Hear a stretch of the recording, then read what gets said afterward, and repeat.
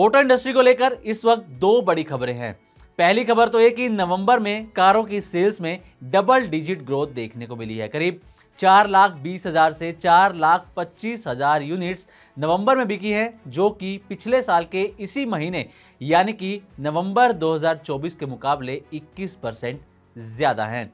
वहीं दूसरी तरफ एक और बड़ी और अहम खबर यह है कि मारुति सुजुकी ने यह कहा है कि उसे अपनी छोटी कारों को, जैसे कि वैगनार है, Baleno, Swift, Celerio, Alto K10 समेत जो भी छोटी कारें हैं मारुति की, उन्हें बनाना बंद करना पड़ सकता है। ऐसे में छोटी कारें जो सस्ती होती हैं और ज़्यादातर लोग आसानी से खरीद पाते हैं, उनका भविष्य फिलहाल खतरे में नजर आ रहा है। लेकिन सवाल यह है कि आखिर मारुति की तरफ से ऐसा क्यों कहा गया है? क्यों मारुति को छोटी कारें बंद करनी पड़ सकती हैं? इसके बारे में आपको डिटेल में बताने वाले हैं। लेकिन पहले आपको जो पहली खबर का हमने जिक्र किया था नवंबर में कार सेल्स का, उसका एक बारी आपको डिटेल में बता देते हैं कि कितनी सेल्स नवंबर में हुई हैं। तो 4,20,000 से लेकर 4,25,000 कारें नवंबर 2025 में बिकती हुई नजर आई हैं। नवंबर 2024 में 3.5 लाख के आसपास कारें बिकी थी और करीब एक साल में ही 20 से 21% की ये डबल डिजिट ग्रोथ यहाँ पर देखने को मिली है। और इसका सबसे बड़ा जो रीज़न यहाँ पर माना जा रहा है वो ये कि सरकार की तरफ से जो जीएसटी रिफॉर्म किया गया, जीएसटी में जो राहत दी गई, उससे कारों के दाम कम हुए और लोगों ने ज़्यादा से ज़्यादा यहाँ पर कारें खरीदी, जिसके चलते ये डबल डिजिट ग्रोथ देखने को मिली है। तो चलिए अब आपको एक बार ये बता देते हैं कि आखिर किस कंपनी ने कितनी कारें बेची हैं। तो सबसे ज्यादा नवंबर में कारें बेची हैं मारुति सुजुकी ने, करीब करीब 2,29,000 के आसपास यूनिट्स मारुति ने बेची हैं अकेले। महिंद्रा एंड महिंद्रा, इसने नवंबर में 92,670 यूनिट्स बेची हैं। टाटा मोटर्स ने 59,199 कारें बेची और hyundai ने 50,340 कारें नवंबर के महीने में बेची हैं। तो ये तो बात हो गई नवंबर में कार सेल्स की। अब आते हैं कि मारुति सुजुकी की तरफ से जो बड़ा बयान दिया गया है छोटी कारों को बंद करने का, वो बयान क्यों दिया गया है और उसके पीछे रीजन क्या है। तो सबसे पहले आपको बता दें कि जो मारुति ने बयान दिया है उसके पीछे जो सबसे बड़ा रीजन है वो है कैफे 3 नॉर्म्स। अब आप सोचेंगे कि आखिर ये कैफे 3 नॉर्म्स क्या हैं, तो चलिए पहले आपको इसके बारे में डिटेल में बताते हैं और फिर ये भी डिटेल में बताएंगे कि आखिर मारुति की तरफ से क्या कहा गया है। और कुछ दिन पहले जो मारुति के चेयरमैन हैं RC भार्गव, उनकी तरफ से भी एक बयान आया था, उन्होंने क्या कहा था, ये सब आपको इसमें बताने वाले हैं। पहले ये जान लीजिए कि आखिर कैफे 3 नॉर्म्स क्या हैं। तो दरअसल भारत सरकार के तहत आने वाली ब्यूरो ऑफ एनर्जी एफिशिएंसी यानी कि BEE कार मेकर कंपनियों के लिए या जो भी वाहन कंपनियां बनाती हैं उनके लिए वो नियम बनाता है, रूल्स बनाता है। अब नए नियमों के तहत हर कंपनी को ऐसी कारें बनानी चाहिए जो कम पेट्रोल खर्च करें, कम डीजल खर्च करें और कम प्रदूषण फैलाएं। ये नए नियम के मुताबिक कहा गया है। इन्हीं नियमों को कहा जाता है कैफे नॉर्म्स यानी कि कॉरपोरेट एवरेज रेवेन्यू एफिशिएंसी। इनका सीधा मतलब है हर कंपनी की कारों का जो औसत माइलेज है, फ्यूल एफिशिएंसी है, वो एक तय सीमा से बेहतर होनी चाहिए। इससे देश में पेट्रोल डीजल की बचत होगी और प्रदूषण भी कम होगा।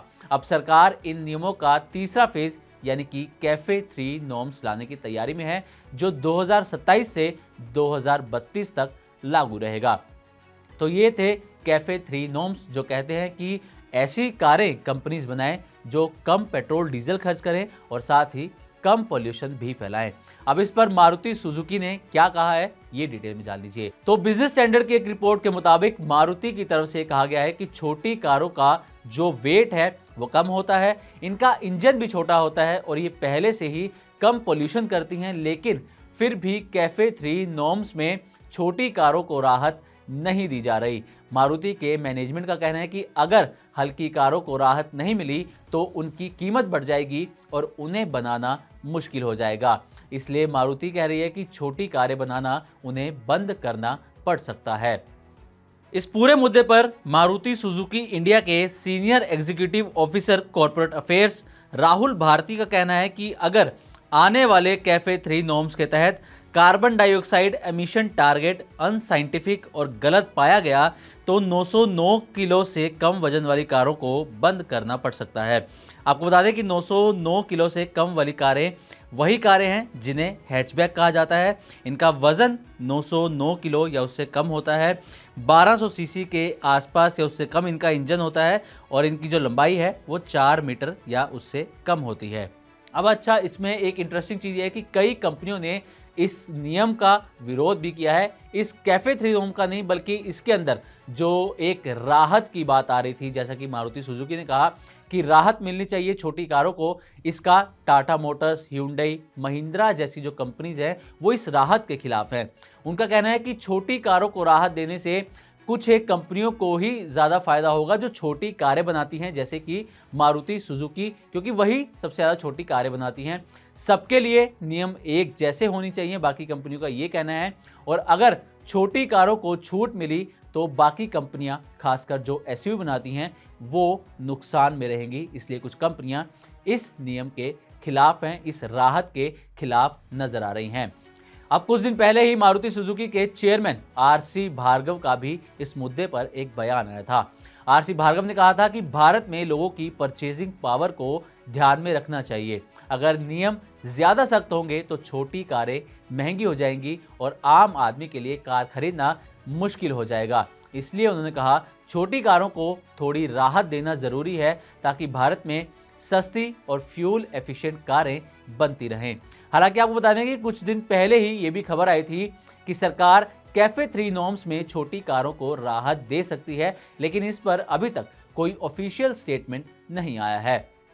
अब ये भी जान लीजिए कि छोटी कारों को अगर राहत मिलती है, जैसा कि मारुति सुजुकी डिमांड भी कर रही है, तो उससे किसको फायदा होगा?